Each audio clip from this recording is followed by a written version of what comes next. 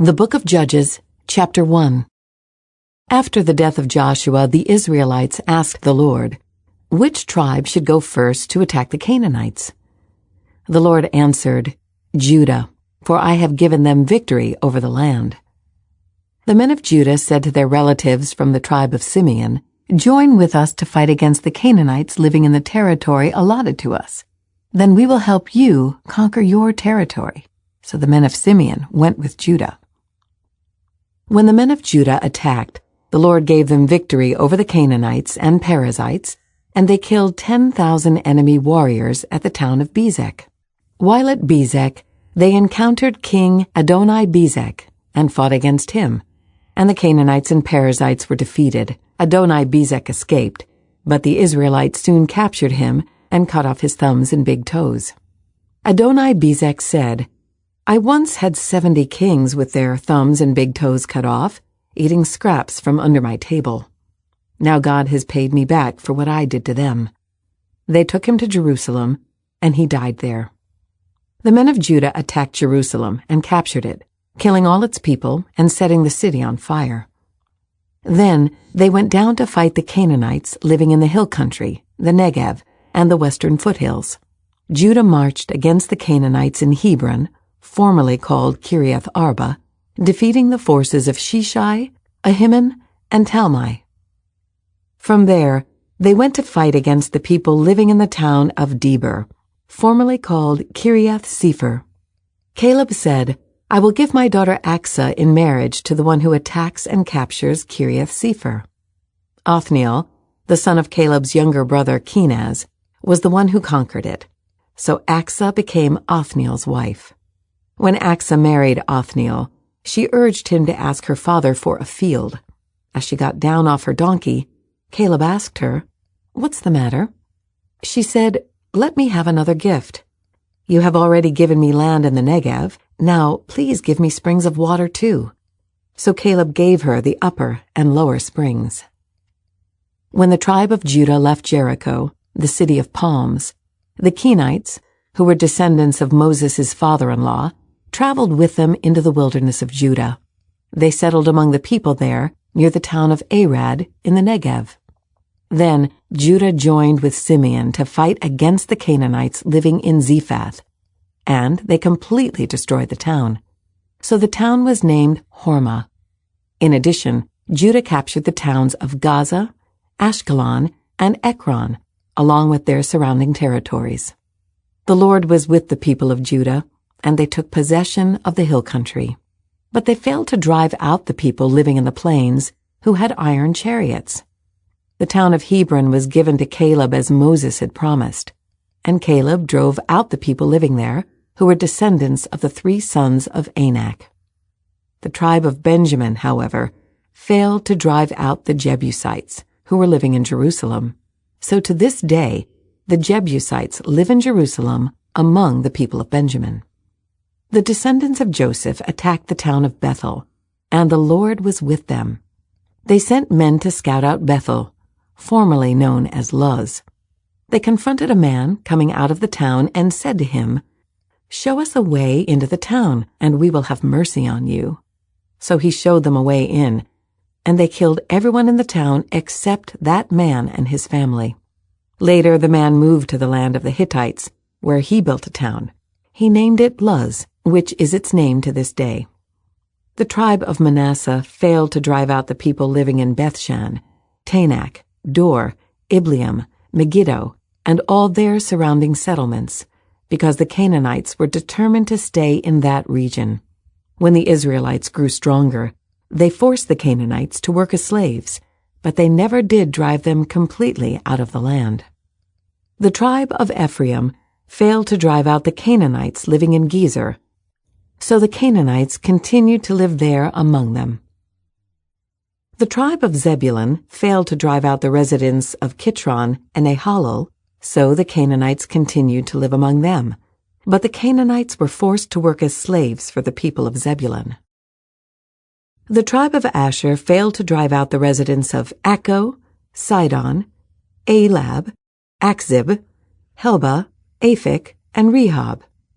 Instead, The people of Asher moved in among the Canaanites, who controlled the land, for they failed to drive them out. Likewise, the tribe of Naphtali failed to drive out the residents of Beth-Shemesh and Beth-Anath. Instead, they moved in among the Canaanites, who controlled the land. Nevertheless, the people of Beth-Shemesh and Beth-Anath were forced to work as slaves for the people of Naphtali. As for the tribe of Dan, the Amorites forced them back into the hill country and would not let them come down into the plains. The Amorites were determined to stay in Mount Heres, Ajalon, and Shaalbim. But when the descendants of Joseph became stronger, they forced the Amorites to work as slaves. The boundary of the Amorites ran from Scorpion Pass to Selah and continued upward from there. Judges chapter 2. The angel of the Lord went up from Gilgal to Bochum and said to the Israelites, I brought you out of Egypt into this land that I swore to give your ancestors, and I said I would never break my covenant with you. For your part, you were not to make any covenants with the people living in this land. Instead, you were to destroy their altars. But you disobeyed my command. Why did you do this? So now I declare that I will no longer drive out the people living in your land. They will be thorns in your sides, and their gods will be a constant temptation to you. When the angel of the Lord finished speaking to all the Israelites, the people wept loudly. So they called the place Bochum, which means weeping, and they offered sacrifices there to the Lord. After Joshua sent the people away, each of the tribes left to take possession of the land allotted to them. And the Israelites served the Lord throughout the lifetime of Joshua and the leaders who outlived him, those who had seen all the great things the Lord had done for Israel. Joshua son of Nun, the servant of the Lord, died at the age of 110. They buried him in the land he had been allocated at Timnath-Serah in the hill country of Ephraim, north of Mount Gaash. After that generation died, another generation grew up who did not acknowledge the Lord or remember the mighty things he had done for Israel. The Israelites did evil in the Lord's sight and served the images of Baal. They abandoned the Lord, the God of their ancestors who had brought them out of Egypt. They went after other gods, worshiping the gods of the people around them.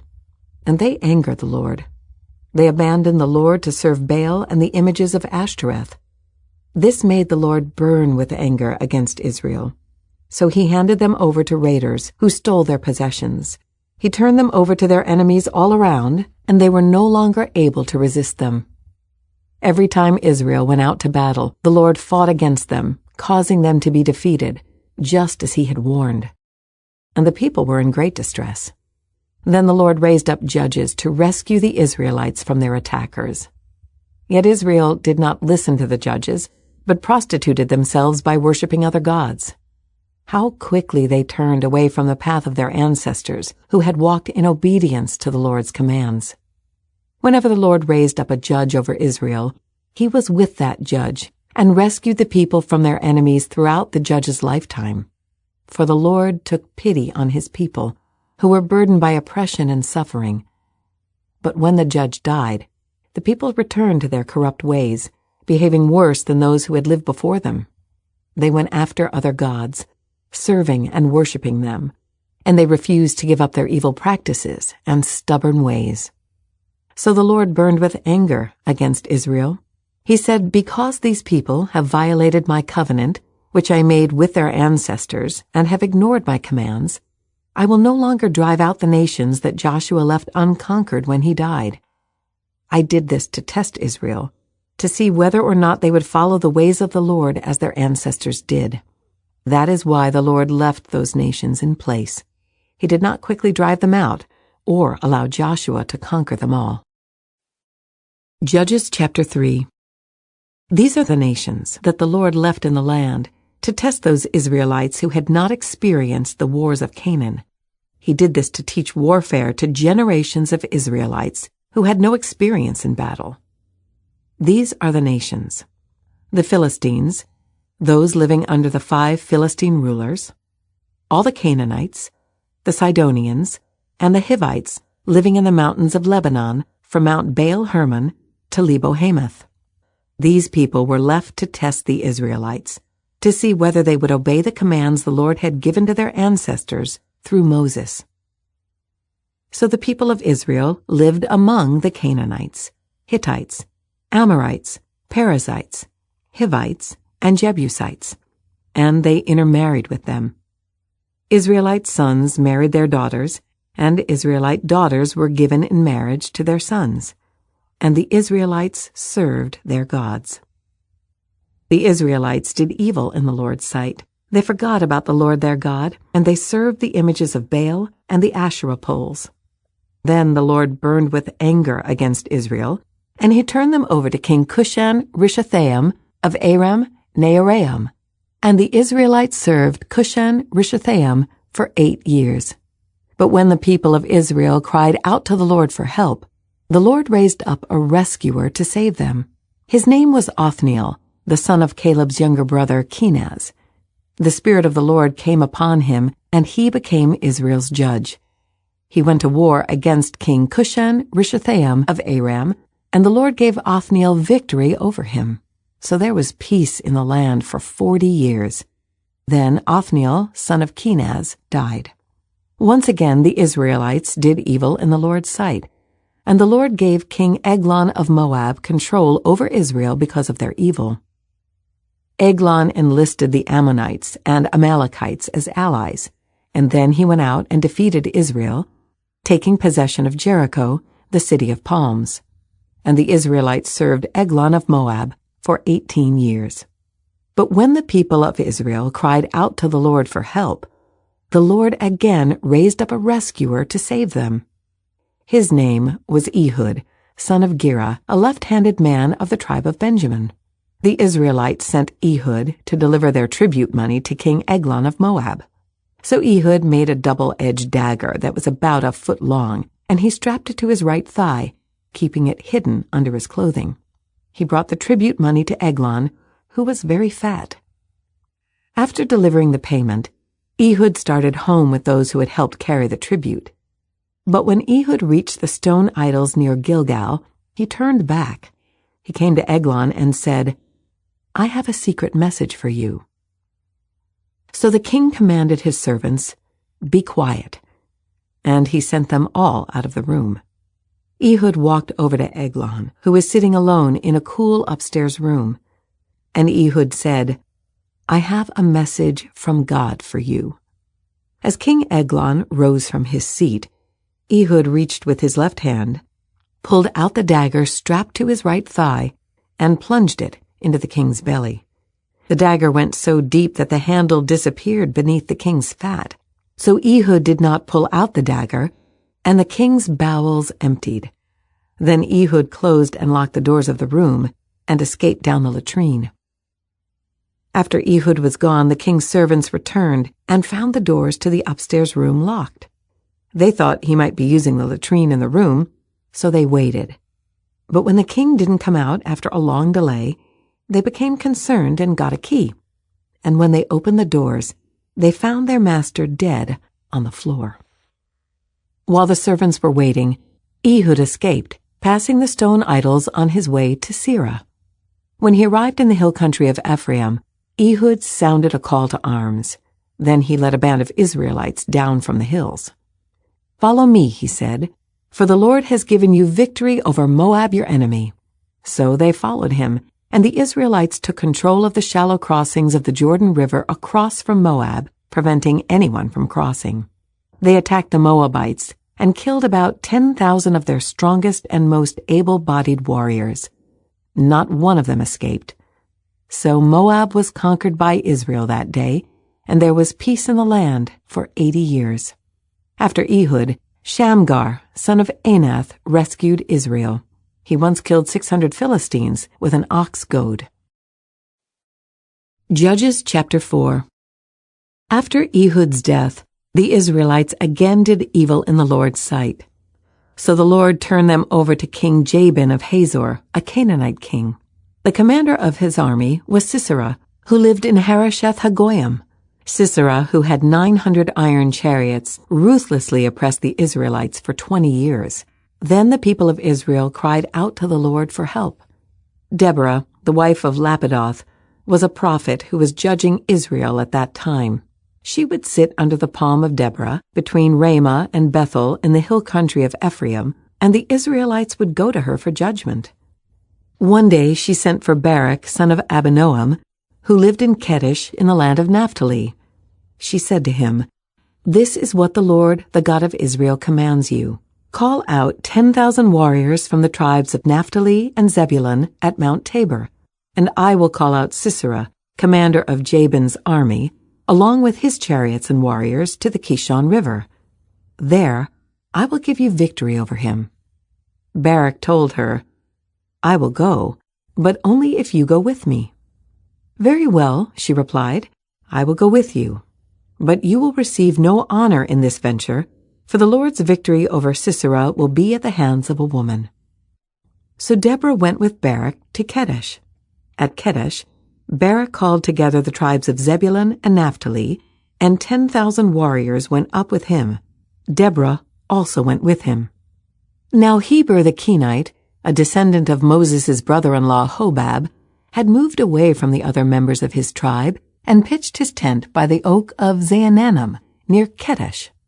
When Sisera was told that Barak, son of Abinoam, had gone up to Mount Tabor, he called for all 900 of his iron chariots and all of his warriors, and they marched from Harosheth Hagoyim to the Kishon River.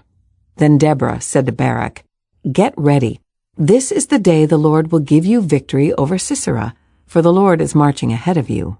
So Barak led his 10,000 warriors down the slopes of Mount Tabor into battle. When Barak attacked, the Lord threw Sisera and all his chariots and warriors into a panic.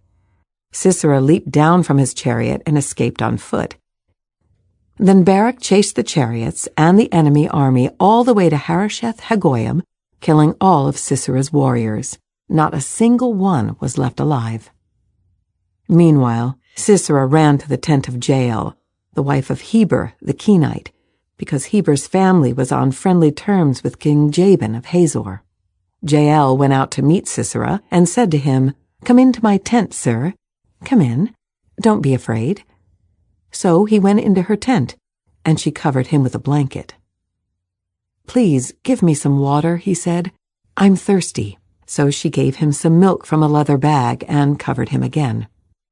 "Stand at the door of the tent," he told her. "If anybody comes and asks you if there is anyone here, say no."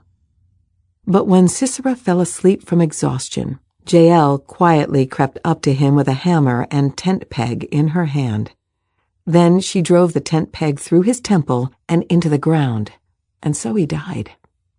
When Barak came looking for Sisera, Jael went out to meet him. She said, "Come, and I will show you the man you are looking for."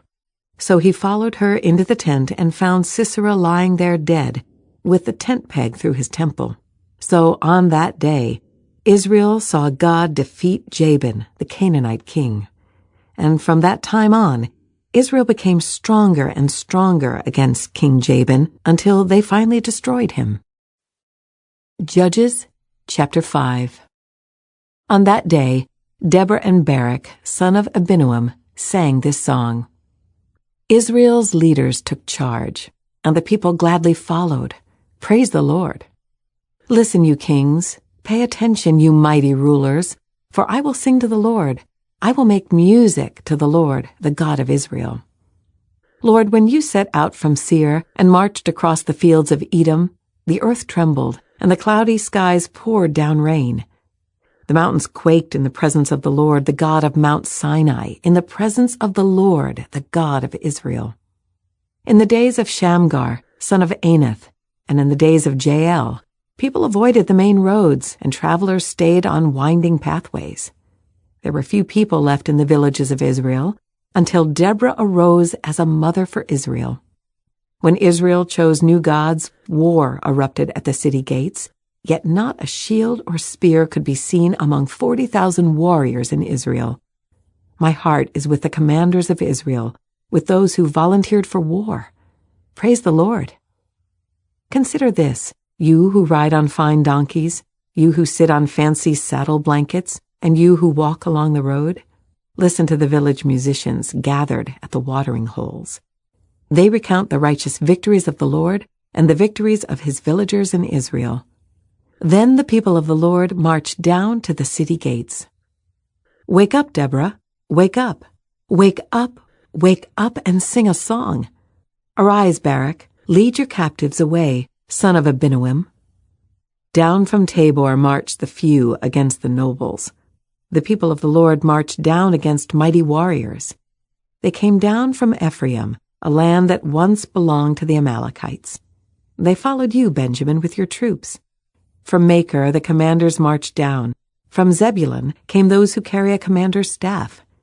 The princes of Issachar were with Deborah and Barak. They followed Barak, rushing into the valley. But in the tribe of Reuben there was great indecision. Why did you sit at home among the sheepfolds to hear the shepherds whistle for their flocks? Yes, in the tribe of Reuben there was great indecision. Gilead remained east of the Jordan. And why did Dan stay home? Asher sat unmoved at the seashore, remaining in his harbors. But Zebulun risked his life, as did Naphtali, on the heights of the battlefield. The kings of Canaan came and fought at Taanach, near Megiddo's springs, but they carried off no silver treasures. The stars fought from heaven.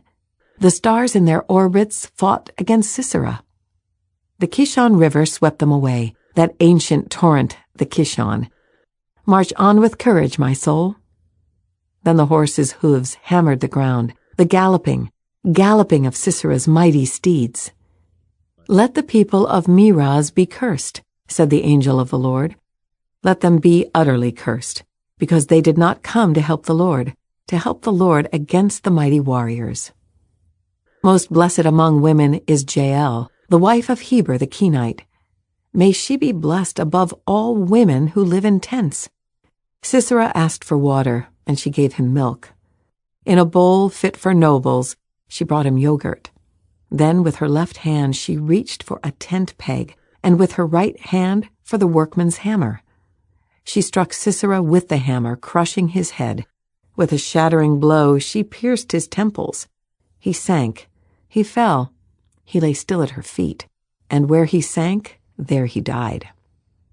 From the window Sisera's mother looked out. Through the window she watched for his return, saying, "Why is his chariot so long in coming? Why don't we hear the sound of chariot wheels?" Her wise women answer, and she repeats these words to herself. They must be dividing the captured plunder, with a woman or two for every man. There will be colorful robes for Sisera, and colorful embroidered robes for me.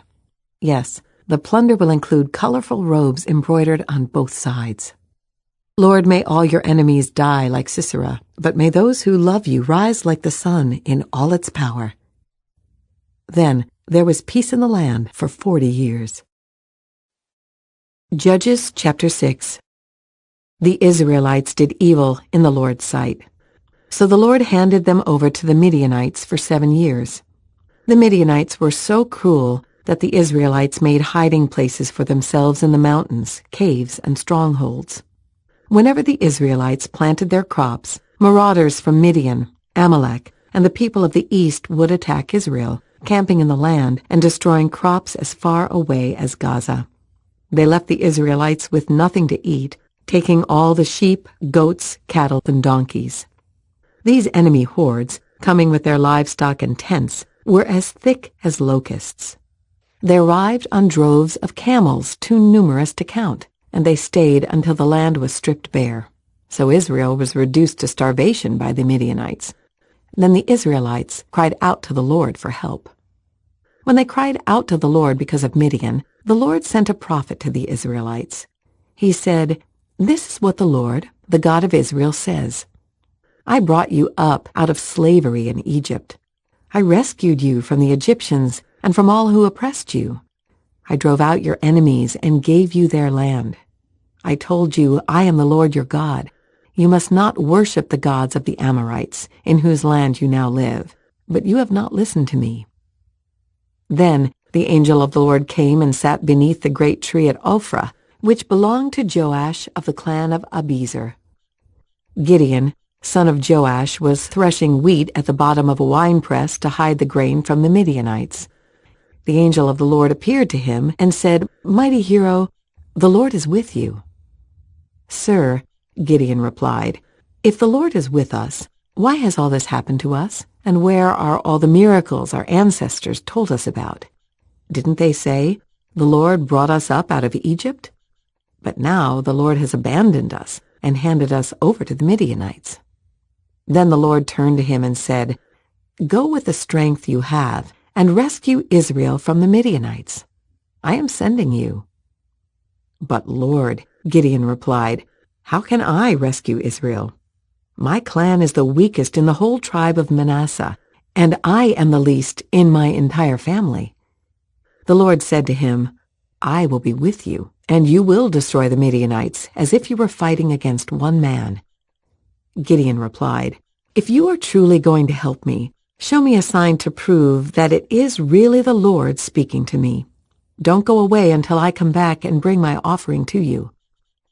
He answered, "I will stay here until you return." Gideon hurried home. He cooked a young goat, and with a basket of flour he baked some bread without yeast. Then, carrying the meat in a basket and the broth in a pot, he brought them out and presented them to the angel who was under the great tree. The angel of God said to him, "Place the meat and the unleavened bread on this rock, and pour the broth over it." And Gideon did as he was told. Then the angel of the Lord touched the meat and bread with the tip of the staff in his hand, and fire flamed up from the rock and consumed all he had brought, and the angel of the Lord disappeared. When Gideon realized that it was the angel of the Lord, he cried out, "O sovereign Lord, I'm doomed. I have seen the angel of the Lord face to face." "It is all right," the Lord replied. "Do not be afraid. You will not die." And Gideon built an altar to the Lord there and named it Yahweh Shalom, which means the Lord is peace. The altar remains in Ophrah, in the land of the clan of Abiezer, to this day. That night the Lord said to Gideon, "Take the second bull from your father's herd, the one that is 7 years old. Pull down your father's altar to Baal and cut down the Asherah pole standing beside it. Then build an altar to the Lord your God here on this hilltop sanctuary, laying the stones carefully. Sacrifice the bull as a burnt offering on the altar, using as fuel the wood of the Asherah pole you cut down." So Gideon took 10 of his servants and did as the Lord had commanded. But he did it at night, because he was afraid of the other members of his father's household and the people of the town. Early the next morning, as the people of the town began to stir, someone discovered that the altar of Baal had been broken down and that the Asherah pole beside it had been cut down. In their place, a new altar had been built, and on it were the remains of the bull that had been sacrificed. The people said to each other, "Who did this?" And after asking around and making a careful search, they learned that it was Gideon, the son of Joash. "Bring out your son," the men of the town demanded of Joash. "He must die for destroying the altar of Baal and for cutting down the Asherah pole."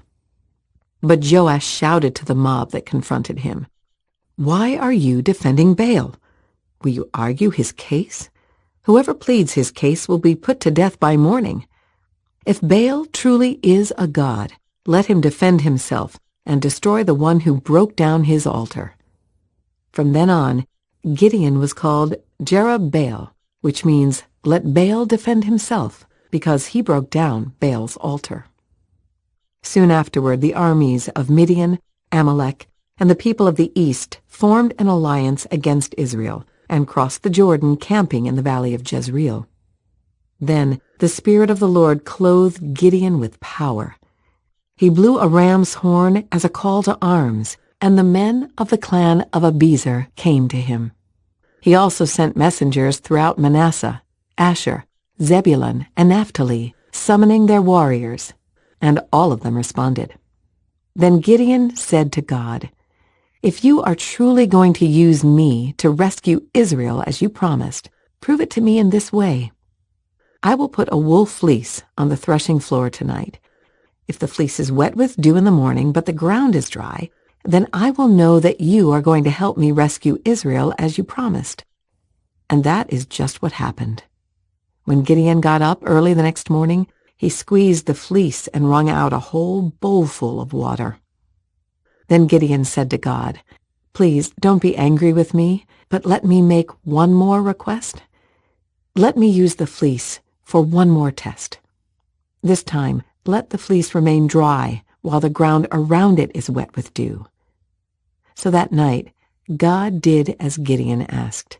The fleece was dry in the morning, but the ground was covered with dew. Judges chapter 7. So Jerubbaal, that is Gideon, and his army got up early and went as far as the spring of Harod. The armies of Midian were camped north of them in the valley near the hill of Moreh. The Lord said to Gideon, "You have too many warriors with you. If I let all of you fight the Midianites, the Israelites will boast to me that they saved themselves by their own strength. Therefore tell the people, whoever is timid or afraid may leave this mountain and go home." So 22,000 of them went home, leaving only 10,000 who were willing to fight. But the Lord told Gideon, "There are still too many. Bring them down to the spring, and I will test them to determine who will go with you and who will not." When Gideon took his warriors down to the water, the Lord told him, "Divide the men into 2 groups. In one group, put all those who cup water in their hands and lap it up with their tongues like dogs. In the other group, put all those who kneel down and drink with their mouths in the stream." Only 300 of the men drank from their hands. All the others got down on their knees and drank with their mouths in the stream. The Lord told Gideon, "With these 300 men, I will rescue you and give you victory over the Midianites. Send all the others home." So Gideon collected the provisions and ram's horns of the other warriors and sent them home, but he kept the 300 men with him. The Midianite camp was in the valley just below Gideon. That night the Lord said, "Get up, go down into the Midianite camp, for I have given you victory over them. But if you are afraid to attack, go down to the camp with your servant Purah. Listen to what the Midianites are saying, and you will be greatly encouraged. Then you will be eager to attack." So Gideon took Purah and went down to the edge of the enemy camp. The armies of Midian, Amalek, and the people of the east had settled in the valley like a swarm of locusts. Their camels were like grains of sand on the seashore, too many to count. Gideon crept up just as a man was telling his companion about a dream. The man said, "I had this dream, and in my dream, a loaf of barley bread came tumbling down into the Midianite camp. It hit a tent, turned it over, and knocked it flat." His companion answered, "Your dream can mean only one thing. God has given Gideon, son of Joash the Israelite, victory over Midian and all its allies." When Gideon heard the dream and its interpretation, he bowed in worship before the Lord. Then he returned to the Israelite camp and shouted, "Get up, for the Lord has given you victory over the Midianite hordes." He divided the 300 men into 3 groups and gave each man a ram's horn and a clay jar with a torch in it. Then he said to them, "Keep your eyes on me. When I come to the edge of the camp, do just as I do. As soon as I and those with me blow the ram's horns, blow your horns too, all around the entire camp, and shout, 'For the Lord and for Gideon.'"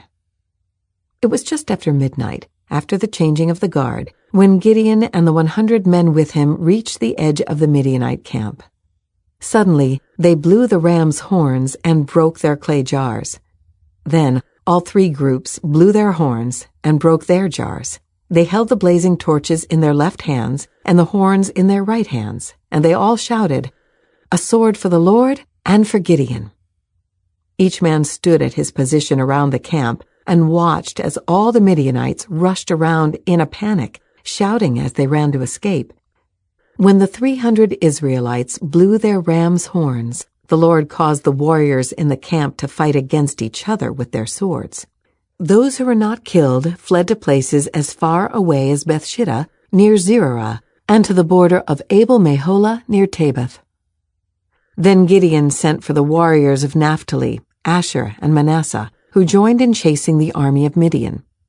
Gideon also sent messengers throughout the hill country of Ephraim, saying, "Come down to attack the Midianites. Cut them off at the shallow crossings of the Jordan River at Beth-Barah." So all the men of Ephraim did as they were told. They captured Oreb and Zeeb, the two Midianite commanders, killing Oreb at the rock of Oreb and Zeeb at the winepress of Zeeb, and they continued to chase the Midianites. Afterward, the Israelites brought the heads of Oreb and Zeeb to Gideon, who was by the Jordan River. Judges chapter 8. Then the people of Ephraim asked Gideon, "Why have you treated us this way? Why didn't you send for us when you first went out to fight the Midianites?" And they argued heatedly with Gideon. But Gideon replied, "What have I accomplished compared to you? Aren't even the leftover grapes of Ephraim's harvest better than the entire crop of my little clan of Abiezer? God gave you victory over Oreb and Zeeb, the commanders of the Midianite army. What have I accomplished compared to that?" When the men of Ephraim heard Gideon's answer, their anger subsided. Gideon then crossed the Jordan River with his 300 men, and, though exhausted, they continued to chase the enemy. When they reached Succoth, Gideon asked the leaders of the town, "Please give my warriors some food. They are very tired. I am chasing Zebah and Zalmunna, the kings of Midian." But the officials of Succoth replied, "Catch Zebah and Zalmunna first, and then we will feed your army." So Gideon said, "After the Lord gives me victory over Zebah and Zalmunna, I will return and tear your flesh with the thorns and briars from the wilderness." From there, Gideon went up to Peniel and again asked for food, but he got the same answer. So he said to the people of Peniel, "After I return in victory, I will tear down this tower." By this time, Zebah and Zalmunna were in Karkor with about 15,000 warriors, all that remained of the allied armies of the east, for 120,000 had already been killed. Gideon circled around by the caravan route east of Nobah and Jogbehah, taking the Midianite army by surprise. Zebah and Zalmunna, the two Midianite kings, fled, but Gideon chased them down and captured all their warriors. After this, Gideon returned from the battle by way of Heres Pass. There he captured a young man from Succoth and demanded that he write down the names of all the 77 officials and elders in the town. Gideon then returned to Succoth and said to the leaders, "Here are Zebah and Zalmunna. When we were here before, you taunted me, saying, 'Catch Zebah and Zalmunna first, and then we will feed your exhausted army.'" Then Gideon took the elders of the town and taught them a lesson, punishing them with thorns and briars from the wilderness. He also tore down the tower of Peniel and killed all the men in the town. Then Gideon asked Zebah and Zalmunna, "The men you killed at Tabor, what were they like?" "Like you," they replied. "They all had the look of a king's son." "They were my brothers, the sons of my own mother," Gideon exclaimed. "As surely as the Lord lives, I wouldn't kill you if you hadn't killed them." Turning to Jether, his oldest son, he said, "Kill them." But Jether did not draw his sword, for he was only a boy and was afraid. Then Zebah and Zalmunna said to Gideon, "Be a man, kill us yourself." So Gideon killed them both and took the royal ornaments from the necks of their camels. Then the Israelites said to Gideon, "Be our ruler. You and your son and your grandson will be our rulers, for you have rescued us from Midian." But Gideon replied, "I will not rule over you, nor will my son.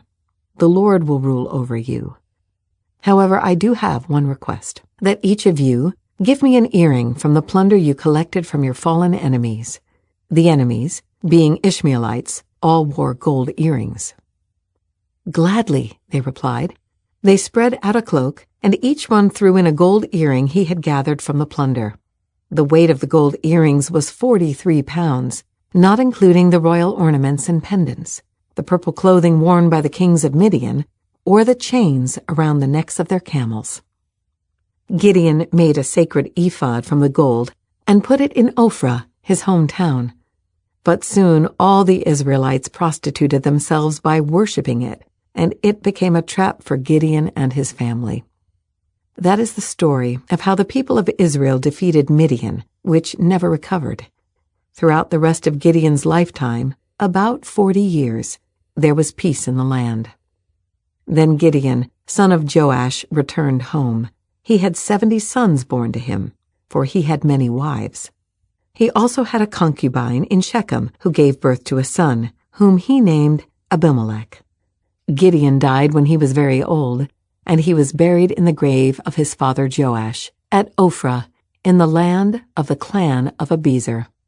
As soon as Gideon died, the Israelites prostituted themselves by worshipping the images of Baal, making Baal Berith their god.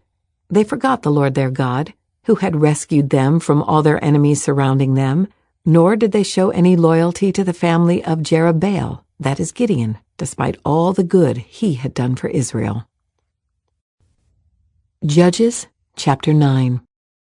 One day Gideon's son Abimelech went to Shechem to visit his uncles, his mother's brothers. He said to them, and to the rest of his mother's family, "Ask the leading citizens of Shechem whether they want to be ruled by all 70 of Gideon's sons, or by one man.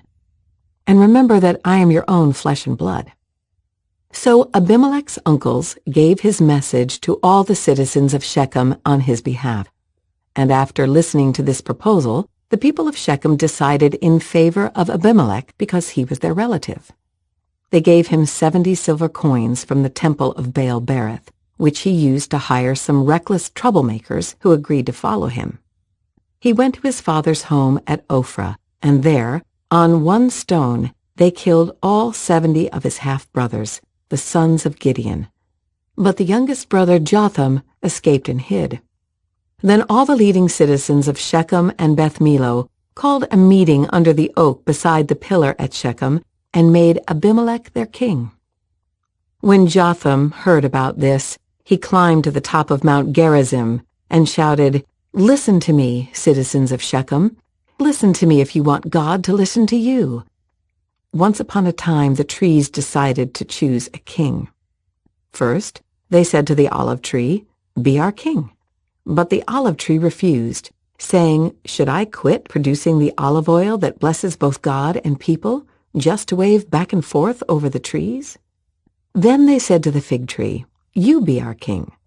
But the fig tree also refused, saying, "Should I quit producing my sweet fruit, just to wave back and forth over the trees?"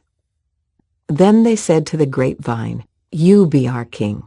But the grapevine also refused, saying, "Should I quit producing the wine that cheers both God and people just to wave back and forth over the trees?" Then all the trees finally turned to the thorn bush and said, "Come, you be our king." And the thorn bush replied to the trees, "If you truly want to make me your king, come and take shelter in my shade. If not, let fire come out from me and devour the cedars of Lebanon." Jotham continued, "Now make sure you have acted honorably and in good faith by making Abimelech your king, and that you have done right by Gideon and all of his descendants. Have you treated him with the honor he deserves for all he accomplished? For he fought for you and risked his life when he rescued you from the Midianites. But today you have revolted against my father and his descendants, killing his 70 sons on one stone, and you have chosen his slave woman's son Abimelech to be your king just because he is your relative. If you have acted honorably and in good faith toward Gideon and his descendants today, then may you find joy in Abimelech, and may he find joy in you. But if you have not acted in good faith, then may fire come out from Abimelech and devour the leading citizens of Shechem and Beth Millo, and may fire come out from the citizens of Shechem and Beth Millo and devour Abimelech."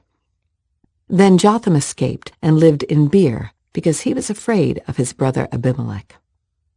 After Abimelech had ruled over Israel for 3 years, God sent a spirit that stirred up trouble between Abimelech and the leading citizens of Shechem, and they revolted. God was punishing Abimelech for murdering Gideon's 70 sons, and the citizens of Shechem for supporting him in this treachery of murdering his brothers. The citizens of Shechem set an ambush for Abimelech on the hilltops and robbed everyone who passed that way. But someone warned Abimelech about their plot. One day, Gaal, son of Ebed, moved to Shechem with his brothers and gained the confidence of the leading citizens of Shechem. During the annual harvest festival at Shechem, held in the temple of the local god, the wine flowed freely, and everyone began cursing Abimelech. "Who is Abimelech?" Gaal shouted.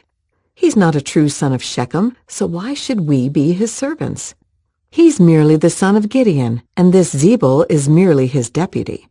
Serve the true sons of Hamor, the founder of Shechem. Why should we serve Abimelech? If I were in charge here, I would get rid of Abimelech. I would say to him, 'Get some soldiers and come out and fight.'" But when Zebul, the leader of the city, heard what Gaal was saying, he was furious.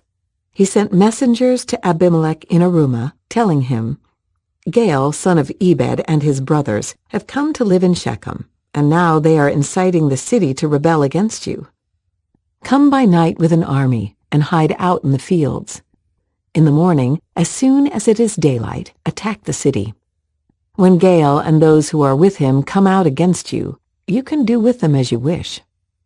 So Abimelech and all his men went by night and split into 4 groups, stationing themselves around Shechem. Gaal was standing at the city gates when Abimelech and his army came out of hiding. When Gaal saw them, he said to Zebul, "Look, there are people coming down from the hilltops." Zebul replied, "It's just the shadows on the hills that look like men." But again Gaal said, "No, people are coming down from the hills, and another group is coming down the road past the diviner's oak." Then Zebul turned on him and asked, "Now where is that big mouth of yours? Wasn't it you that said, 'Who is Abimelech, and why should we be his servants?' The men you mocked are right outside the city. Go out and fight them." So Gaal led the leading citizens of Shechem into battle against Abimelech. But Abimelech chased him, and many of Shechem's men were wounded and fell along the road as they retreated to the city gate.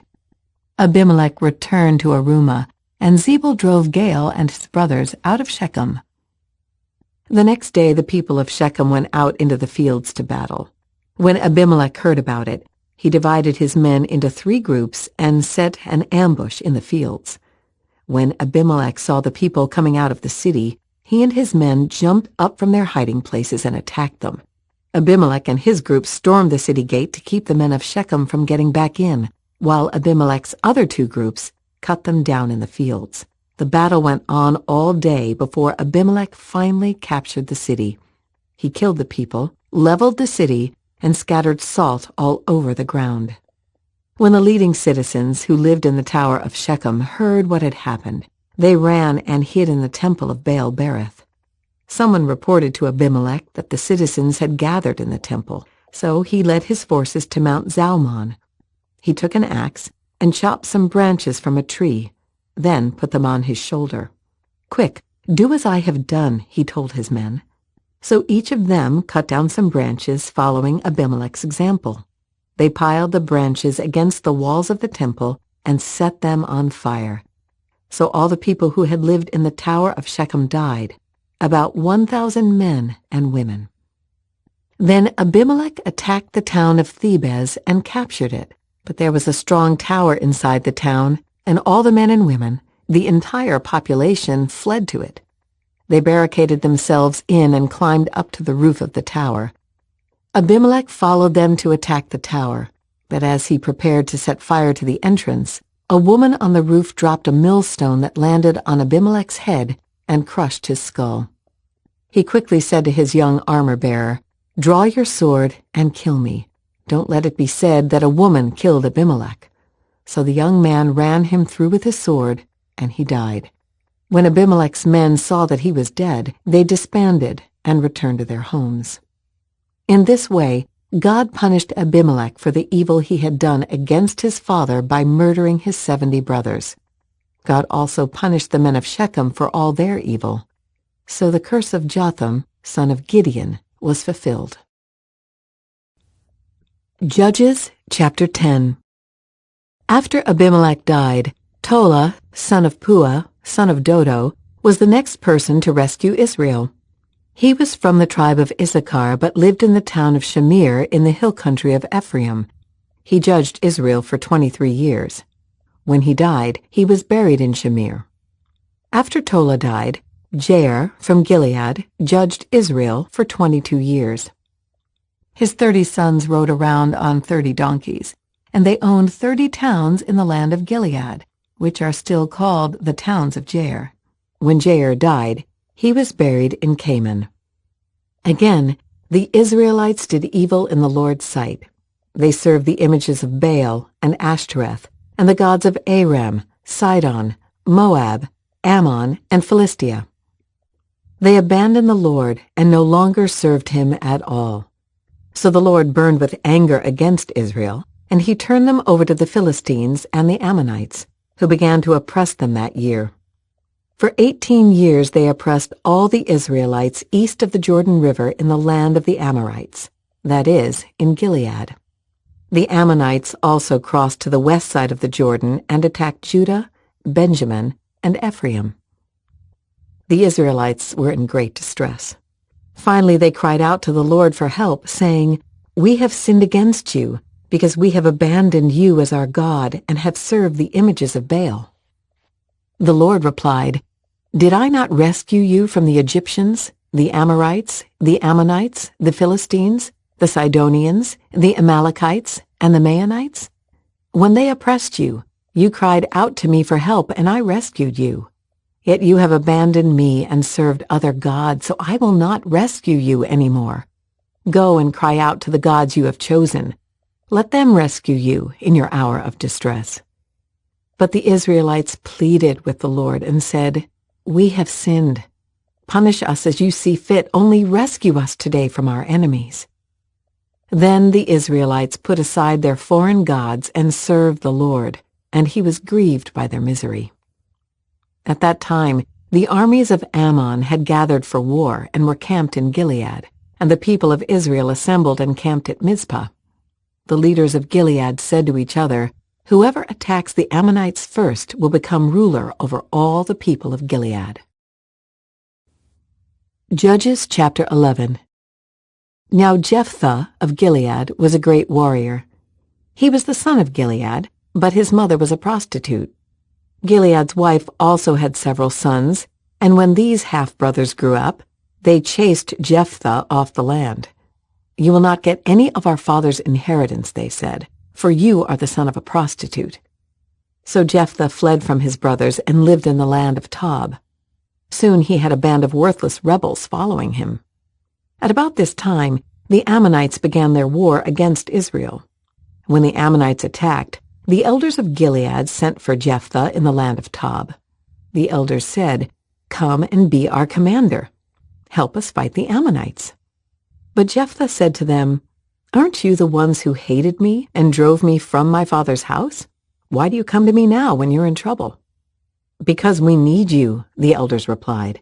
"If you lead us in battle against the Ammonites, we will make you ruler over all the people of Gilead." Jephthah said to the elders, "Let me get this straight. If I come with you, and if the Lord gives me victory over the Ammonites, will you really make me ruler over all the people?" "The Lord is our witness," the elders replied. "We promise to do whatever you say." So Jephthah went with the elders of Gilead, and the people made him their ruler and commander of the army.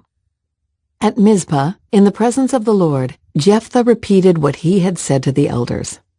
Then Jephthah sent messengers to the king of Ammon, asking, "Why have you come out to fight against my land?" The king of Ammon answered Jephthah's messengers, "When the Israelites came out of Egypt, they stole my land from the Arnon River to the Jabbok River and all the way to the Jordan. Now then, give back the land peaceably." Jephthah sent this message back to the Ammonite king. This is what Jephthah says, "Israel did not steal any land from Moab or Ammon. When the people of Israel arrived at Kadesh on their journey from Egypt after crossing the Red Sea, they sent messengers to the king of Edom, asking for permission to pass through his land, but their request was denied. Then they asked the king of Moab for similar permission, but he wouldn't let them pass through either. So the people of Israel stayed in Kadesh. Finally, they went around Edom and Moab through the wilderness. They traveled along Moab's eastern border and camped on the other side of the Arnon River. But they never once crossed the Arnon River into Moab, for the Arnon was the border of Moab. Then Israel sent messengers to King Sihon of the Amorites, who ruled from Heshbon, asking for permission to cross through his land to get to their destination. But King Sihon didn't trust Israel to pass through his land. Instead, he mobilized his army at Jahaz and attacked them. But the Lord, the God of Israel, gave his people victory over King Sihon.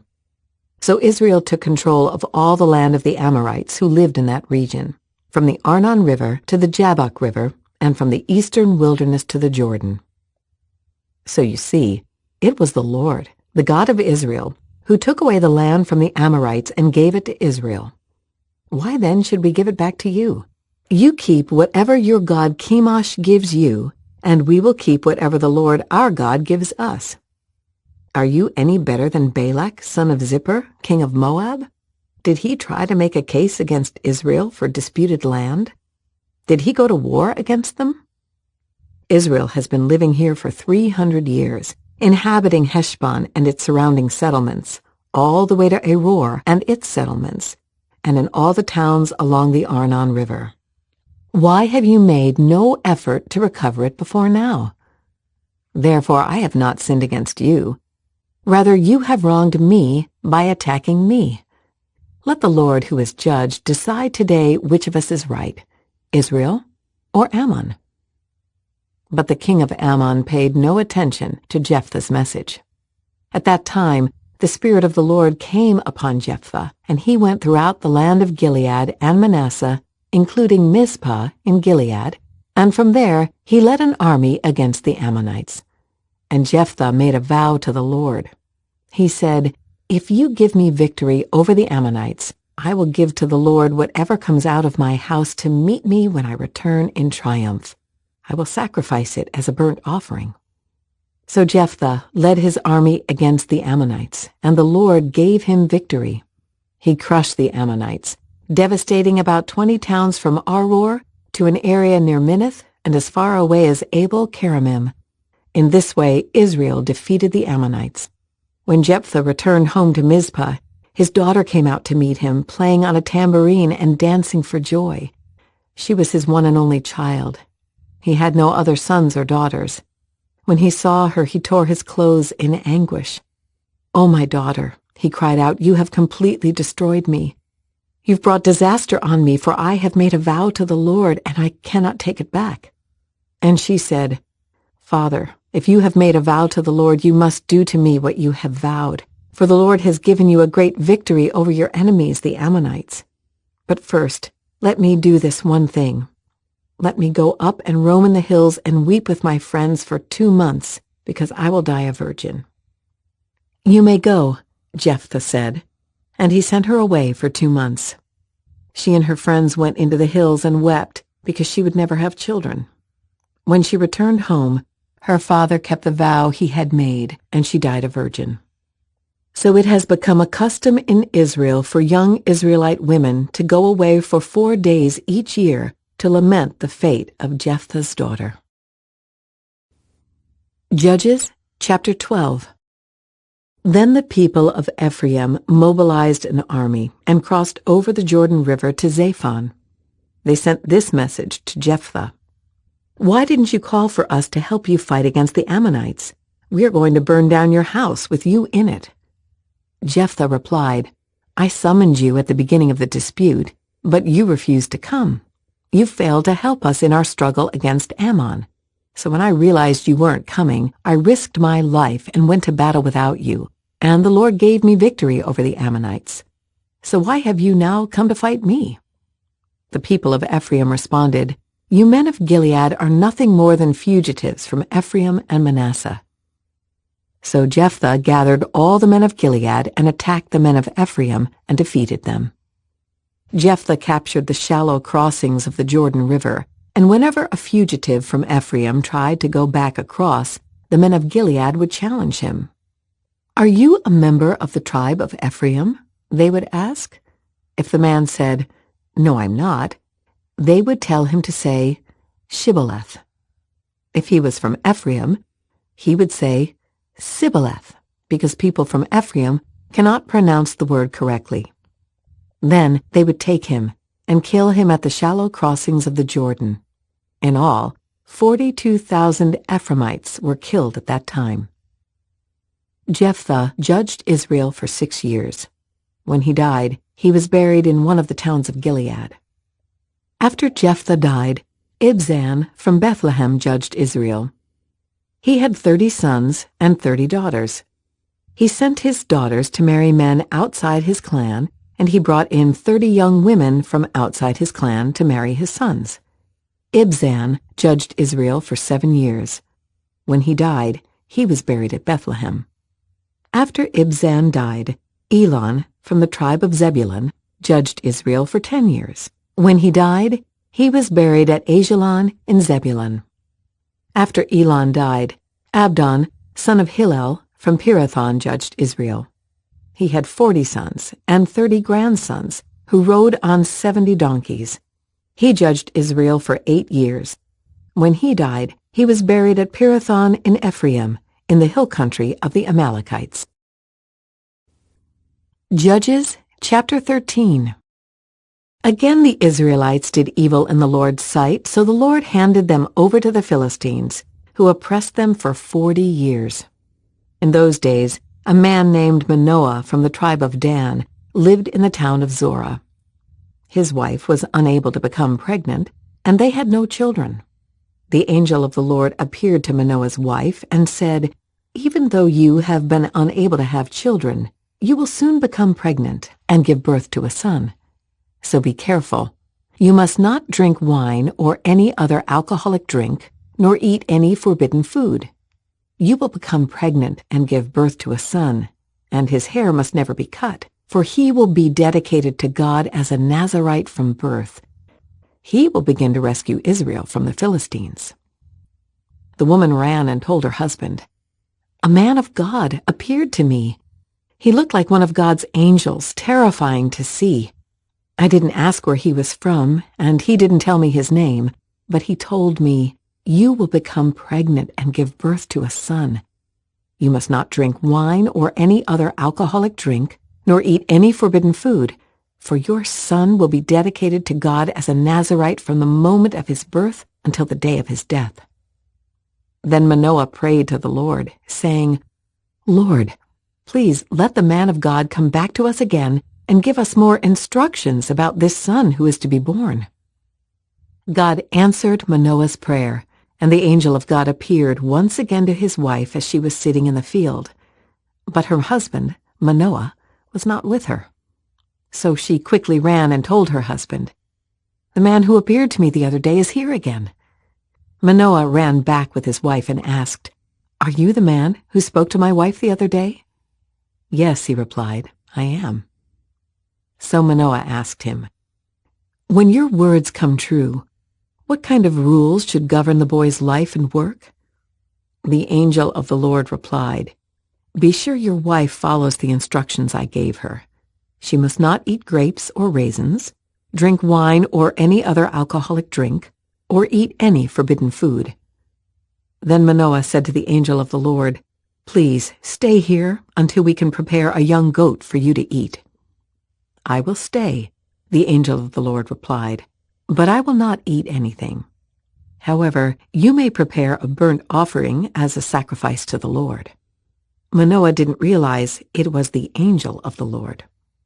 Then Manoah asked the angel of the Lord, 'What is your name? For when all this comes true, we want to honor you.' 'Why do you ask my name?' the angel of the Lord replied. 'It is too wonderful for you to understand.' Then Manoah took a young goat and a grain offering and offered it on a rock as a sacrifice to the Lord.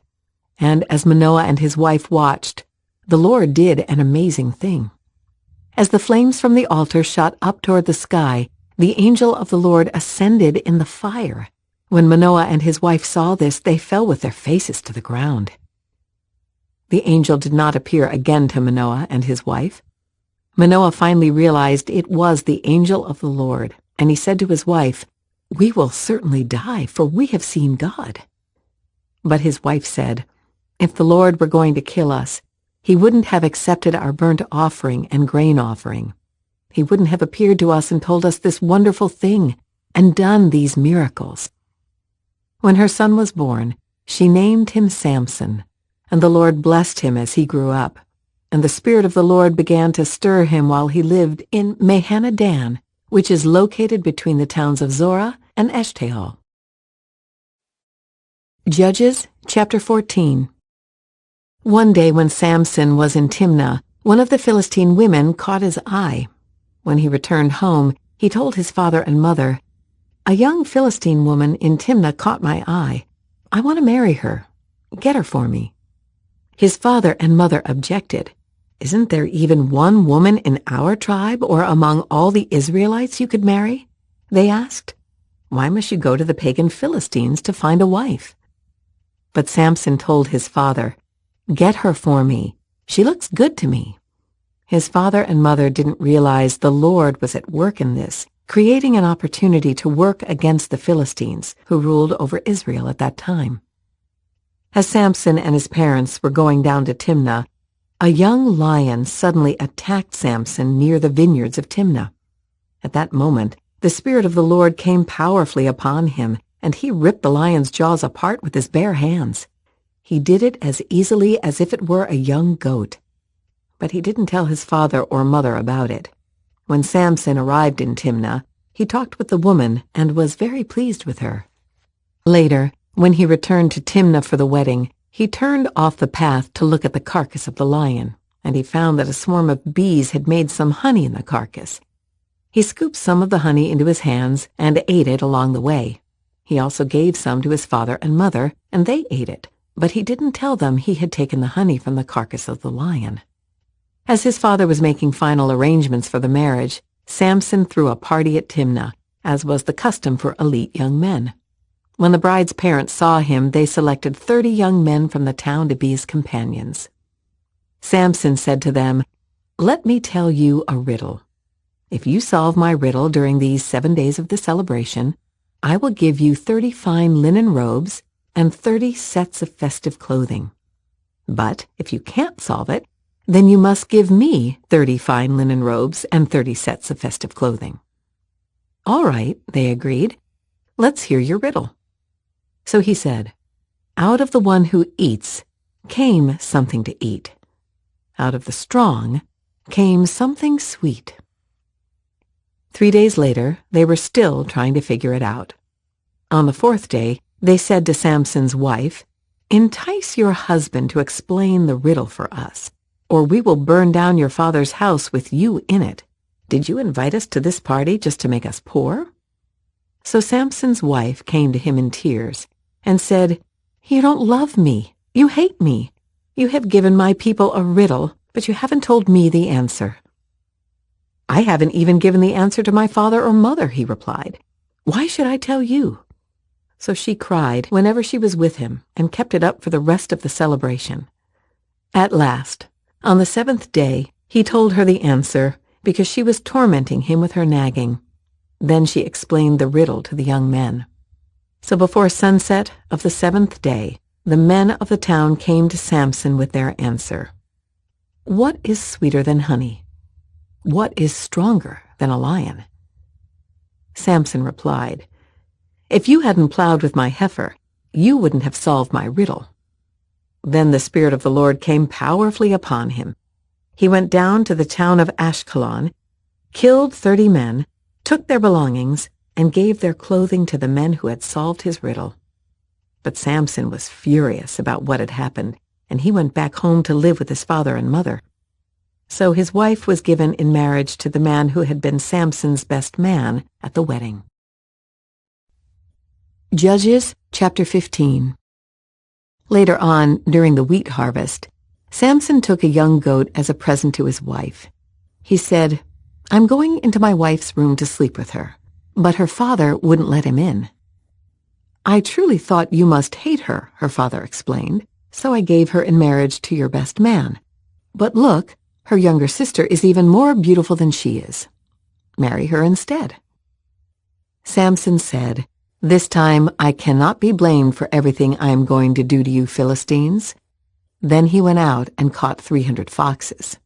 He tied their tails together in pairs, and he fastened a torch to each pair of tails. Then he lit the torches and let the foxes run through the grain fields of the Philistines. He burned all their grain to the ground, including the sheaves and the uncut grain. He also destroyed their vineyards and olive groves. "Who did this?" the Philistines demanded.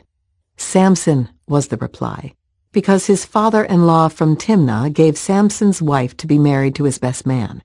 So the Philistines went and got the woman and her father and burned them to death. "Because you did this," Samson vowed, "I won't rest until I take my revenge on you." So he attacked the Philistines with great fury and killed many of them. Then he went to live in a cave in the rock of Edom. The Philistines retaliated by setting up camp in Judah and spreading out near the town of Lehi. The men of Judah asked the Philistines, "Why are you attacking us?" The Philistines replied, "We've come to capture Samson. We've come to pay him back for what he did to us." So 3,000 men of Judah went down to get Samson at the cave in the rock of Edom. They said to Samson, "Don't you realize the Philistines rule over us? What are you doing to us?" But Samson replied, "I only did to them what they did to me." But the men of Judah told him, "We have come to tie you up and hand you over to the Philistines." "All right," Samson said, "but promise that you won't kill me yourselves."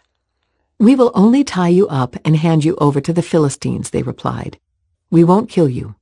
So they tied him up with 2 new ropes and brought him up from the rock. As Samson arrived at Lehi, the Philistines came shouting in triumph. But the Spirit of the Lord came powerfully upon Samson, and he snapped the ropes on his arms as if they were burnt strands of flax, and they fell from his wrists. Then he found the jawbone of a recently killed donkey. He picked it up and killed 1,000 Philistines with it. Then Samson said, "With the jawbone of a donkey I've piled them in heaps. With the jawbone of a donkey I've killed 1,000 men." When he finished his boasting, he threw away the jawbone, and the place was named Jawbone Hill. Samson was now very thirsty, and he cried out to the Lord, "You have accomplished this great victory by the strength of your servant. Must I now die of thirst and fall into the hands of these pagans?" So God caused water to gush out of a hollow in the ground at Lehi, and Samson was revived as he drank. Then he named that place the Spring of the One Who Cried Out, and it is still in Lehi to this day. Samson judged Israel for 20 years during the period when the Philistines dominated the land. Judges chapter 16. One day Samson went to the Philistine town of Gaza and spent the night with a prostitute. Word soon spread that Samson was there, so the men of Gaza gathered together and waited all night at the town gates. They kept quiet during the night, saying to themselves, "When the light of morning comes, we will kill him." But Samson stayed in bed only until midnight. Then he got up, took hold of the doors of the town gate, including the 2 posts, and lifted them up, bar and all. He put them on his shoulders and carried them all the way to the top of the hill across from Hebron. Some time later, Samson fell in love with a woman named Delilah, who lived in the valley of Sorek. The rulers of the Philistines went to her and said, "Entice Samson to tell you what makes him so strong, and how he can be overpowered and tied up securely. Then each of us will give you 1,100 pieces of silver." So Delilah said to Samson, "Please tell me what makes you so strong, and what it would take to tie you up securely." Samson replied, "If I were tied up with 7 new bowstrings that have not yet been dried, I would become as weak as anyone else." So the Philistine rulers brought Delilah 7 new bowstrings, and she tied Samson up with them. She had hidden some men in one of the inner rooms of her house, and she cried out, "Samson, the Philistines have come to capture you." But Samson snapped the bowstrings as a piece of string snaps when it is burned by a fire. So the secret of his strength was not discovered. Afterward, Delilah said to him, "You've been making fun of me and telling me lies. Now please tell me how you can be tied up securely." Samson replied, "If I were tied up with brand new ropes that had never been used, I would become as weak as anyone else." So Delilah took new ropes and tied him up with them. The men were hiding in the inner room as before, and again Delilah cried out, "Samson, the Philistines have come to capture you." But again Samson snapped the ropes from his arms as if they were thread. Then Delilah said, "You've been making fun of me and telling me lies. Now tell me how you can be tied up securely." Samson replied, "If you were to weave the 7 braids of my hair into the fabric on your loom and tighten it with the loom shuttle, I would become as weak as anyone else." So while he slept, Delilah wove the 7 braids of his hair into the fabric. Then she tightened it with the loom shuttle. Again she cried out, "Samson, the Philistines have come to capture you." But Samson woke up, pulled back the loom shuttle, and yanked his hair away from the loom and the fabric. Then Delilah pouted. "How can you tell me I love you when you don't share your secrets with me? You've made fun of me 3 times now, and you still haven't told me what makes you so strong." She tormented him with her nagging day after day until he was sick to death of it. Finally, Samson shared his secret with her. "My hair has never been cut," he confessed, "for I was dedicated to God as a Nazirite from birth.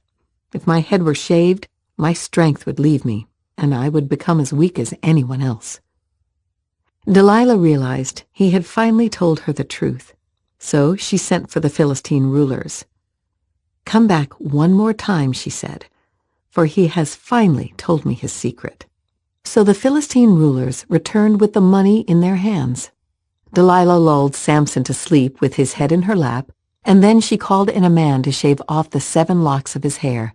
In this way she began to bring him down, and his strength left him. Then she cried out, "Samson, the Philistines have come to capture you." When he woke up, he thought, "I will do as before and shake myself free," but he didn't realize the Lord had left him. So the Philistines captured him and gouged out his eyes. They took him to Gaza, where he was bound with bronze chains and forced to grind grain in the prison. But before long, his hair began to grow back. The Philistine rulers held a great festival, offering sacrifices and praising their god Dagon. They said, "Our God has given us victory over our enemy, Samson." When the people saw him, they praised their God, saying, "Our God has delivered our enemy to us. The one who killed so many of us is now in our power." Half drunk by now, the people demanded, "Bring out Samson so he can amuse us." So he was brought from the prison to amuse them, and they had him stand between the pillars supporting the roof. Samson said to the young servant who was leading him by the hand, "Place my hands against the pillars that hold up the temple. I want to rest against them." Now the temple was completely filled with people. All the Philistine rulers were there, and there were about 3,000 men and women on the roof who were watching as Samson amused them. Then Samson prayed to the Lord, "Sovereign Lord, remember me again. Oh God, please strengthen me just one more time. With one blow, let me pay back the Philistines for the loss of my 2 eyes." Then Samson put his hands on the 2 center pillars that held up the temple. Pushing against them with both hands, he prayed, "Let me die with the Philistines." And the temple crashed down on the Philistine rulers and all the people. So he killed more people when he died than he had during his entire lifetime. Later, his brothers and other relatives went down to get his body. They took him back home and buried him between Zorah and Eshtaol, where his father Manoah was buried. Samson had judged Israel for 20 years. Judges chapter 17. There was a man named Micah who lived in the hill country of Ephraim. One day he said to his mother, "I heard you place a curse on the person who stole 1,100 pieces of silver from you. Well, I have the money. I was the one who took it." "The Lord bless you for admitting it," his mother replied. He returned the money to her, and she said, "I now dedicate these silver coins to the Lord. In honor of my son, I will have an image carved and an idol cast." So when he returned the money to his mother, she took 200 silver coins and gave them to a silversmith, who made them into an image and an idol, and these were placed in Micah's house. Micah set up a shrine for the idol, and he made a sacred ephod and some household idols. Then he installed one of his sons as his personal priest. In those days, Israel had no king. All the people did whatever seemed right in their own eyes. One day a young Levite, who had been living in Bethlehem in Judah, arrived in that area. He had left Bethlehem in search of another place to live, and as he traveled he came to the hill country of Ephraim. He happened to stop at Micah's house as he was traveling through. "Where are you from?" Micah asked him. He replied, "I am a Levite from Bethlehem in Judah, and I am looking for a place to live." "Stay here with me," Micah said, "and you can be a father and priest to me. I will give you 10 pieces of silver a year, plus a change of clothes and your food." The Levite agreed to this, and the young man became like one of Micah's sons. So Micah installed the Levite as his personal priest, and he lived in Micah's house. "I know the Lord will bless me now," Micah said, "because I have a Levite serving as my priest." Judges chapter 18. Now in those days, Israel had no king, and the tribe of Dan was trying to find a place where they could settle, for they had not yet moved into the land assigned to them when the land was divided among the tribes of Israel.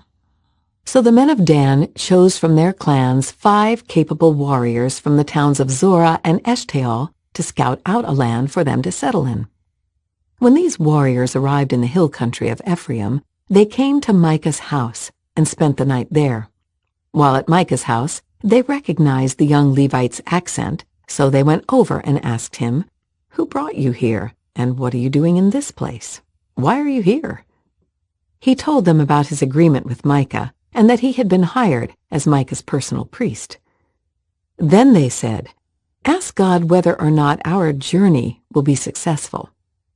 "Go in peace," the priest replied, "for the Lord is watching over your journey." So the 5 men went on to the town of Laish, where they noticed the people living carefree lives, like the Sidonians. They were peaceful and secure. The people were also wealthy because their land was very fertile, and they lived a great distance from Sidon and had no allies nearby. When the men returned to Zorah and Eshtaol, their relatives asked them, "What did you find?" The men replied, "Come on, let's attack them. We have seen the land, and it is very good. What are you waiting for? Don't hesitate to go and take possession of it. When you get there, you will find the people living carefree lives. God has given us a spacious and fertile land, lacking in nothing." So 600 men from the tribe of Dan, armed with weapons of war, set out from Zorah and Eshtaol. They camped at a place west of Kiriath-Jearim in Judah, which is called Mahanadan to this day. Then they went on from there into the hill country of Ephraim and came to the house of Micah. The 5 men who had scouted out the land around Laish explained to the others, "These buildings contain a sacred ephod, as well as some household idols, a carved image, and a cast idol. What do you think you should do?" Then the 5 men turned off the road and went over to Micah's house, where the young Levite lived, and greeted him kindly. As the 600 armed warriors from the tribe of Dan stood at the entrance of the gate, the 5 scouts entered the shrine and removed the carved image, the sacred ephod, the household idols, and the cast idol. Meanwhile, the priest was standing at the gate with the 600 armed warriors. When the priest saw the men carrying all the sacred objects out of Micah's shrine, he said, "What are you doing?" "Be quiet and come with us," they said. "Be a father and priest to all of us. Isn't it better to be a priest for an entire tribe and clan of Israel than for the household of just one man?" The young priest was quite happy to go with them, so he took along the sacred ephod, the household idols, and the carved image. They turned and started on their way again, placing their children, livestock, and possessions in front of them. When the people from the tribe of Dan were quite a distance from Micah's house, the people who lived near Micah came chasing after them. They were shouting as they caught up with them. The men of Dan turned around and said to Micah, "What's the matter? Why have you called these men together and chased after us like this?" "What do you mean, what's the matter?" Micah replied. "You've taken away all the gods I have made, and my priest, and I have nothing left." The men of Dan said, "Watch what you say. There are some short-tempered men around here who might get angry and kill you and your family." So the men of Dan continued on their way. When Micah saw that there were too many of them for him to attack, he turned around and went home. Then, with Micah's idols and his priest, the men of Dan came to the town of Laish, whose people were peaceful and secure. They attacked with swords and burned the town to the ground. There was no one to rescue the people, for they lived a great distance from Sidon and had no allies nearby. This happened in the valley near Beth Rehob. Then the people of the tribe of Dan rebuilt the town and lived there. They renamed the town Dan after their ancestor Israel's son, but it had originally been called Laish. Then they set up the carved image, and they appointed Jonathan, son of Gershom, son of Moses, as their priest. This family continued as priests for the tribe of Dan until the exile. So Micah's carved image was worshipped by the tribe of Dan as long as the tabernacle of God remained at Shiloh. Judges, chapter 19. Now in those days, Israel had no king. There was a man from the tribe of Levi living in a remote area of the hill country of Ephraim. One day he brought home a woman from Bethlehem in Judah to be his concubine, but she became angry with him and returned to her father's home in Bethlehem. After about 4 months, her husband set out for Bethlehem to speak personally to her and persuade her to come back. He took with him a servant and a pair of donkeys. When he arrived at her father's house, her father saw him and welcomed him. Her father urged him to stay a while, so he stayed 3 days, eating, drinking, and sleeping there. On the 4th day the man was up early, ready to leave. But the woman's father said to his son-in-law, "Have something to eat before you go." So the 2 men sat down together and had something to eat and drink. Then the woman's father said, "Please stay another night and enjoy yourself." The man got up to leave, but his father-in-law kept urging him to stay, so he finally gave in and stayed the night. On the morning of the 5th day, he was up early again, ready to leave, and again the woman's father said, "Have something to eat. Then you can leave later this afternoon." So they had another day of feasting. Later, as the man and his concubine and servant were preparing to leave, his father-in-law said, "Look, it's almost evening. Stay the night and enjoy yourself. Tomorrow you can get up early and be on your way." But this time the man was determined to leave. So he took his 2 saddled donkeys and his concubine and headed in the direction of Jebus, that is, Jerusalem. It was late in the day when they neared Jebus, and the man's servant said to him, "Let's stop at this Jebusite town and spend the night there." "No," his master said, "we can't stay in this foreign town where there are no Israelites. Instead, we will go on to Gibeah. Come on, let's try to get as far as Gibeah or Ramah, and we'll spend the night in one of those towns." So they went on. The sun was setting as they came to Gibeah, a town in the land of Benjamin, so they stopped there to spend the night. They rested in the town square, but no one took them in for the night. That evening, an old man came home from his work in the fields. He was from the hill country of Ephraim, but he was living in Gibeah, where the people were from the tribe of Benjamin. When he saw the travelers sitting in the town square, he asked them where they were from and where they were going. "We have been in Bethlehem in Judah," the man replied. "We are on our way to a remote area in the hill country of Ephraim, which is my home. I traveled to Bethlehem, and now I'm returning home. But no one has taken us in for the night, even though we have everything we need. We have straw and feed for our donkeys and plenty of bread and wine for ourselves." "You are welcome to stay with me," the old man said. "I will give you anything you might need, but whatever you do, don't spend the night in the square." So he took them home with him and fed the donkeys. After they washed their feet, they ate and drank together. While they were enjoying themselves, A crowd of troublemakers from the town surrounded the house. They began beating at the door and shouting to the old man, "Bring out the man who is staying with you so we can have sex with him." The old man stepped outside to talk to them. "No, my brothers, don't do such an evil thing, for this man is a guest in my house, and such a thing would be shameful. Here, take my virgin daughter and this man's concubine. I will bring them out to you, and you can abuse them and do whatever you like. But don't do such a shameful thing to this man." But they wouldn't listen to him. So the Levite took hold of his concubine and pushed her out the door. The men of the town abused her all night, taking turns raping her until morning. Finally, at dawn, they let her go. At daybreak, the woman returned to the house where her husband was staying. She collapsed at the door of the house and lay there until it was light. When her husband opened the door to leave, there lay his concubine with her hands on the threshold. He said, "Get up, let's go." But there was no answer, so he put her body on his donkey and took her home. When he got home, he took a knife and cut his concubine's body into 12 pieces. Then he sent one piece to each tribe throughout all the territory of Israel. Everyone who saw it said, "Such a horrible crime has not been committed in all the time since Israel left Egypt." Think about it. What are we going to do? Who's going to speak up? Judges chapter 20. Then all the Israelites were united as one man, from Dan in the north to Beersheba in the south, including those from across the Jordan in the land of Gilead. The entire community assembled in the presence of the Lord at Mizpah.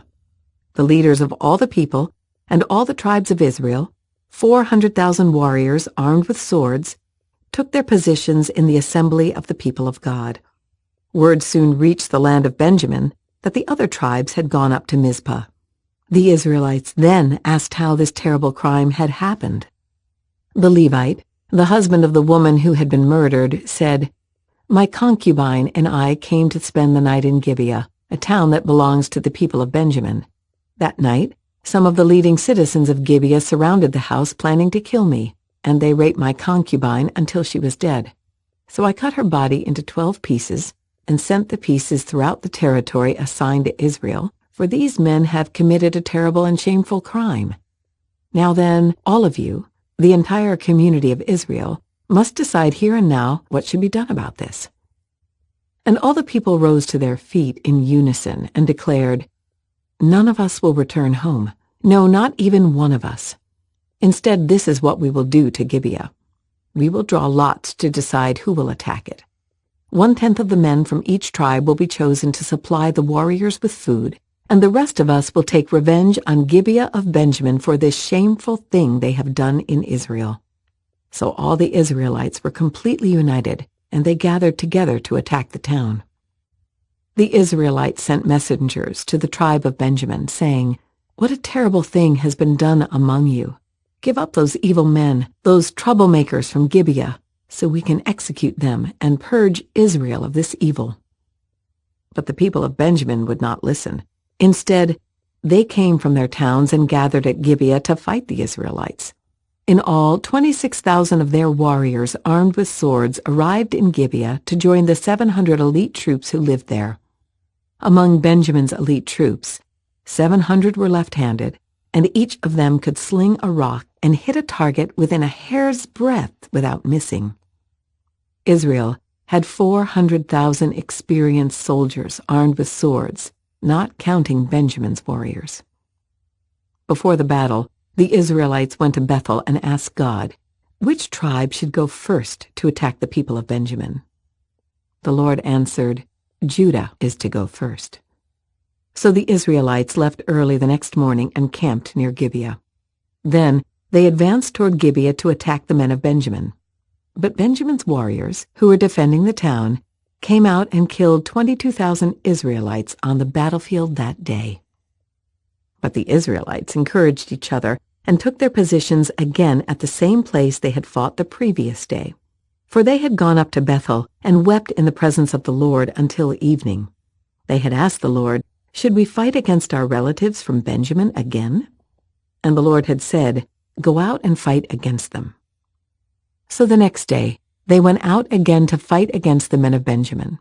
But the men of Benjamin killed another 18,000 Israelites, all of whom were experienced with the sword. Then all the Israelites went up to Bethel and wept in the presence of the Lord and fasted until evening.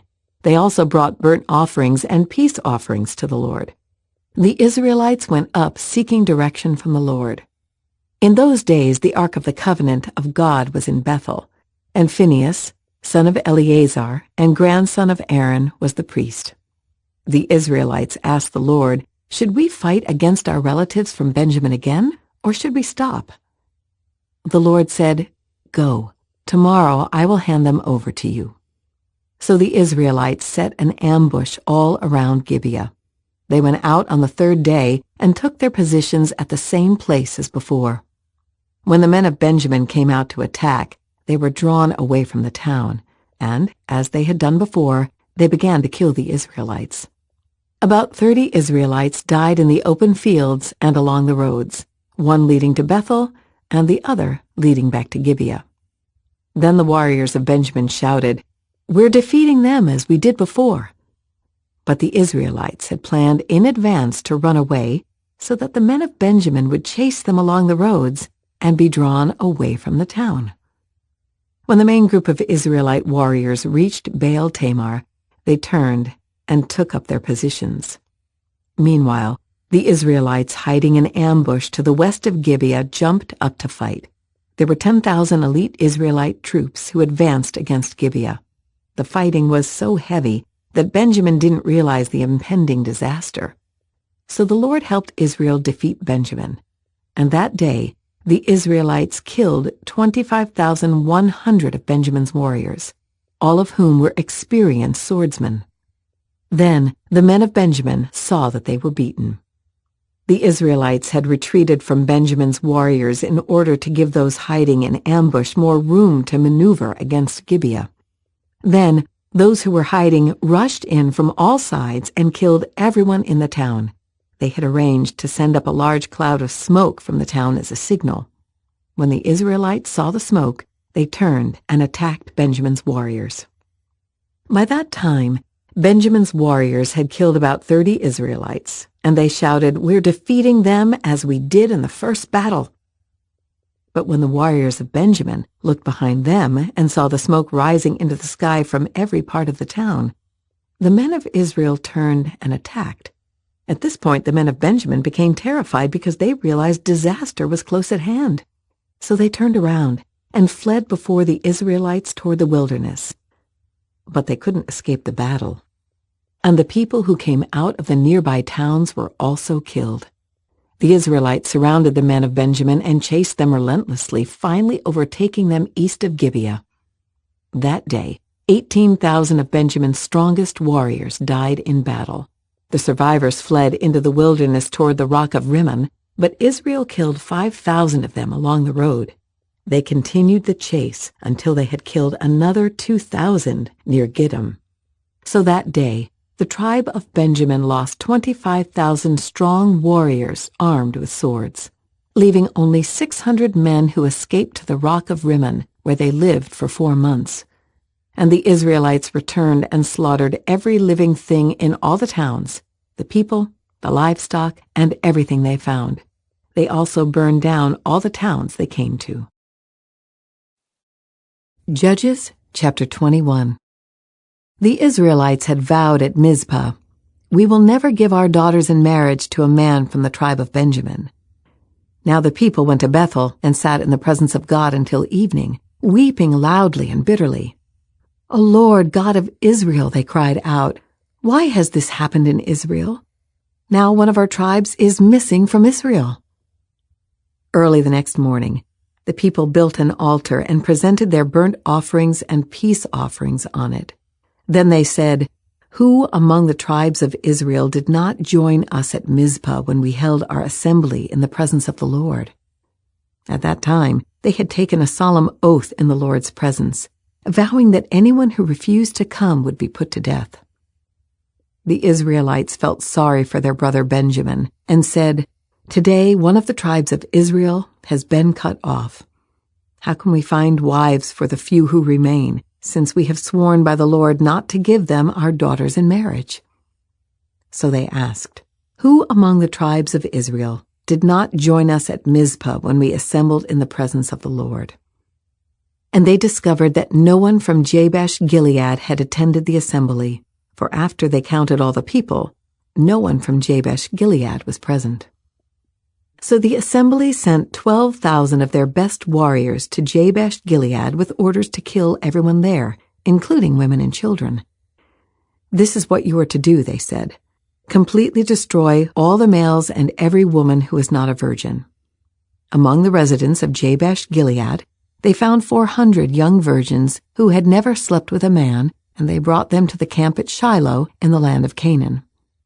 The Israelite assembly sent a peace delegation to the remaining people of Benjamin who were living at the rock of Rimmon. Then the men of Benjamin returned to their homes, and the 400 women of Jabesh-Gilead who had been spared were given to them as wives. But there were not enough women for all of them. The people felt sorry for Benjamin because the Lord had made this gap among the tribes of Israel. So the elders of the assembly asked, "How can we find wives for the few who remain, since the women of the tribe of Benjamin are dead? There must be heirs for the survivors so that an entire tribe of Israel is not wiped out. But we cannot give them our own daughters in marriage because we have sworn with a solemn oath that anyone who does this will fall under God's curse." Then they thought of the annual festival of the Lord held in Shiloh, south of Lebonah and north of Bethel, along the east side of the road that goes from Bethel to Shechem. They told the men of Benjamin who still needed wives, "Go and hide in the vineyards. When you see the young women of Shiloh come out for their dances, rush out from the vineyards, and each of you can take one of them home to the land of Benjamin to be your wife. And when their fathers and brothers come to us in protest, we will tell them, 'Please be sympathetic. Let them have your daughters, for we didn't find wives for all of them when we destroyed Jabesh-Gilead, and you are not guilty of breaking the vow, since you did not actually give your daughters to them in marriage.'" So the men of Benjamin did as they were told.